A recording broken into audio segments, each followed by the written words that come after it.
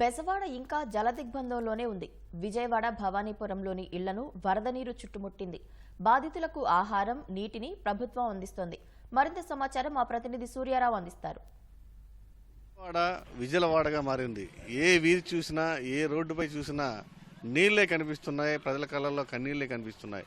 నిన్నటి నుంచి కూడా వీళ్ళంతా కూడా చాలా ఇబ్బందులు పడుతున్నారు.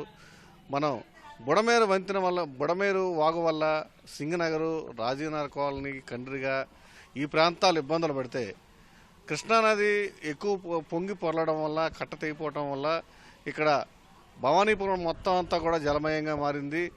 ఒక స్వాతి సెంటరు, అలాగే దర్గా సెంటరు, అలాగే శివాలయం వీధి మొత్తం అన్నీ కూడా నీట మునిగాయి. ఇక్కడ మొత్తం వీధుల్లో అయితే మోకాళ్ళలోతు నీటితో ప్రజలు చాలా ఇబ్బందులు పడుతున్నారు. కనీసం తినడానికి కానీ, వండుకోవడానికి కానీ అసలు ఎలాంటి ఆస్కారం లేదు.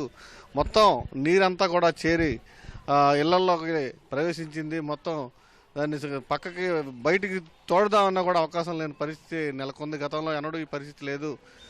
గతంలో 30 ఏళ్ల కాలంలో ఎప్పుడు ఈ పరిస్థితి లేదని స్థానికులు చెప్తున్నారు. అలాగే ఈ తడిసిపోయిన సామాగ్రిని ఎలా కాపాడుకోవాలో తెలియక కూడా వీళ్ళ అయోమయ పరిస్థితిలో ఉన్నారు. ఇప్పటికే బియ్యం, మిగతా వస్తువులన్నీ కూడా చాలా దాచుకోవడానికి ప్రయత్నం చేస్తున్నారు. కానీ ఎక్కడ చూసినా ఈ నీటి వరవడితో వీళ్ళంతా కూడా చాలా ఇబ్బందులు పడుతున్నారు. భవానీపురం, బెస్రెంట్ స్ట్రీటు, ఆవరు పున్నమి ఘాటు, తర్వాత బ్యాంక్ సెంటరు, తర్వాత దర్గా, ఈ అన్నిటి నుంచి ఆ కరకట్ట మీద ఉండాయి ఇల్లు దగ్గర నుంచి అవన్నీ పీకేసి అవుటర్ రిటర్న్ వాల్ వేస్తే కానీ పని అవ్వదు. ఇదంతా మునగడానికి కారణం మెయిన్ ఆ కరకట్టే. కృష్ణమ్మ ఎక్కువ వచ్చినా దానికన్నా ఎక్కువే వచ్చింది ఇదివరకు కూడా, కానీ ఇలాగ రాలేదు ఎప్పటికి కూడా. ఇది మొదటిసారి 45 సంవత్సరాలు మా సర్వీస్లో ఇప్పుడు దాకా వాటర్ రాలేదు. ఈ కరకట్ట దూకేసి వచ్చేస్తుంది. అవన్నీ ఇల్లు పీకేసి తర్వాత రిటర్న్ వాల్ వేస్తే ఎప్పటికైనా సేఫ్గా ఉంటుంది.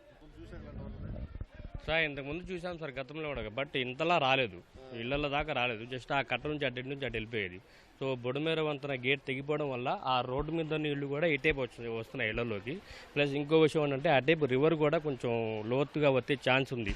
సో ఆ నీళ్లు కూడా వస్తే కనుక ఇవి కూడా కొంచెం మునిగే ఎక్కువ ఛాన్స్ ఉంది. ఇంకా ఈ ఎఫెక్ట్ అనేది మాత్రం ఇటేపు నుంచి బుడమేరు వంతెన మునగడం వల్ల కొంచెం వచ్చింది. ఇంకా రివర్ కట్ట కూడా కొంచెం ఎక్కిందనుకోండి వాటర్, ఇంకా మొత్తం కనుక ఉండొచ్చు వాటర్ లెవెల్. పిల్లల్లో ప్రభుత్వం బాగానే స్పందించి మనకి పాల ప్యాకెట్లు ఇవన్నీ అందించడం జరిగింది. బట్ ఇంకా ముందుగా మనకి ఇంటిమేషన్ ఇస్తే ఉన్నాళ్ళు కూడా కొంచెం ముందుగా వాళ్ళు రికగ్నైజ్ చేసి వేరే ప్రాంతానికి వెళ్ళిపోవడం జరిగేది.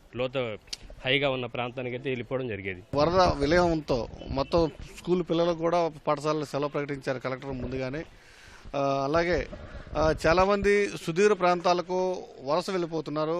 ఈ 2 రోజులు 3 రోజులు వరుసగా వచ్చిన ఈ వరదలతో ఇక్కడ ఉండలేక గ్రౌండ్ ఫ్లోర్ అంతా కూడా పూర్తిగా తడిసిపోవడంతో, నీటమయం అవడంతో వీళ్ళంతా కూడా పొరుగులకి, బంధువులకి వెళ్తున్న వాళ్ళు కూడా చాలామంది మనకు ఎదురవుతున్నారు. అయితే ఇక్కడ భవానీపురం నుంచి విజయవాడ హైదరాబాద్ జాతీయ రహదారి కూడా మునిగిపోయింది.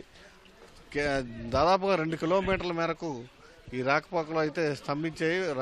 పెద్ద వాహనాలు అయితే తప్ప చిన్న వాహనాలు అయితే రావటం లేదు. ప్రస్తుతం అయితే భవానీపురం దగ్గర అయితే ఈ వరద విలయం సృష్టించిన పరిస్థితి అయితే మనం చూడొచ్చు. ఇంకా ఈ వరద ఉధృతి పెరిగే అవకాశం ఉందని స్థానికులు ఆందోళన చెందుతున్న పరిస్థితి. కెమెరామెన్ నాగరాజ్తో సూర్య, ఈటీ న్యూస్, విజయవాడ.